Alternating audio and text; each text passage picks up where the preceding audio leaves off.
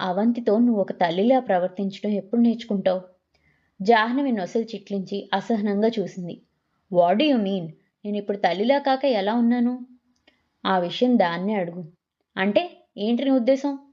తోక తొక్కిన తాచయింది. అరవకు, ఇది అర్ధరాత్రి, అందరూ వింటారు. నువ్వు నీ హార్ష్ బిహేవియర్ మార్చుకోకపోతే అవంతిని పోగొట్టుకుంటావు జాహ్నవి అన్నాడు సుధాకర్. జాహ్నవి విసురుగా అతని చేయి పట్టుకొని బెడ్రూంలోకి లాక్కొచ్చి తలుపేసి, చెప్పు, ఇప్పుడు చెప్పు. ఏంటి? నేనేం చేశాను దాన్ని? కొట్టానా, చంపానా, హింస పెట్టానా? చెప్పు! గట్టిగా నిలదీస్తూ అంది.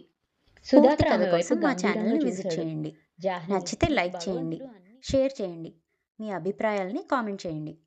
అలాగే మా ఛానల్ని సబ్స్క్రైబ్ చేసి పక్కనున్న గంట కొట్టారనుకోండి, నేను ఇలా వీడియో పెట్టగానే అలా మీకు నోటిఫికేషన్ వచ్చేస్తుంది. ఎన్నో మంచి మంచి ఇంట్రెస్టింగ్ కథల్ని మిస్ కాకుండా వినేయచ్చు.